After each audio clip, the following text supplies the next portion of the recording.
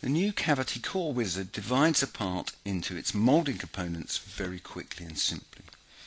Just start the wizard, and the part has been immediately split along its own natural parting line when viewed down the Z direction. You can open the tool by either using the arrows or by dragging the slider bar. You'll see that there are some faces in this part that are ambiguous. If we turn on undercut shading, you'll see that some of these faces cannot be split from the current line of draw without a little bit of modification. In this case, the angle is only very small.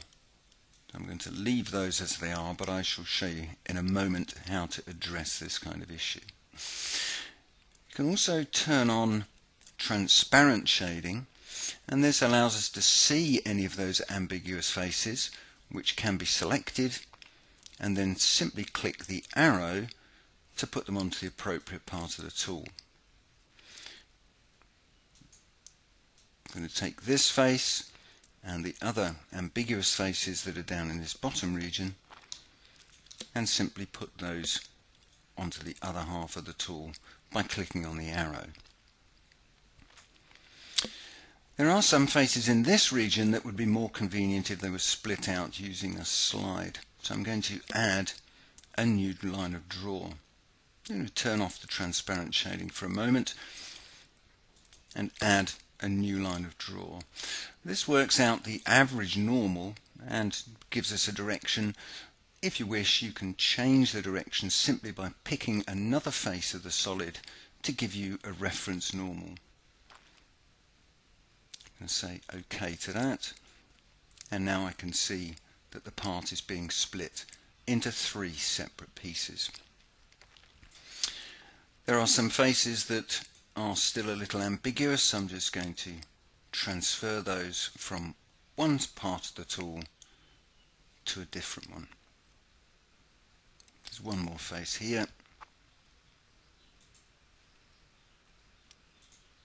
and I'm going to change that direction. We'll turn the undercut shading off, so now we can see the part in 3 separate colours.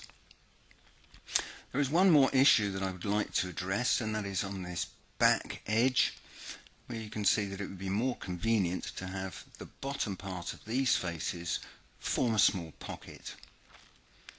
I'm going to temporarily close the tool back up so everything goes back into its ordinary position, and now exit temporarily from the wizard, at which point I can come in and define some new wireframe or some new surfaces or some new solids or anything I want to help me finish the part. I'm going to select this face and I'm going to split that face using the piece of wireframe I just drew. Repeat that operation on the other half of the tool. And now I've corrected the split, but what I do need to do is to simply adjust the draft angle of these 2 side pockets with reference to the upper face of the tool that we know, and simply apply.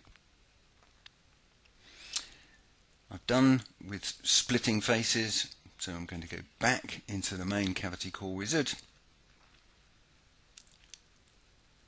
And as I split the part, you can see I still have these 2 faces that are ambiguous. Put those onto the correct half of the tool. The final thing I'm going to do is to create a wireframe from the entire split line, and then I can say finish. So what we have now are 3 separate solids, one for the cavity, one for the core, one for the side core, and we also have wireframes of all of the open edges or boundaries from which we can create split surfaces or any other faces that we need to complete the part.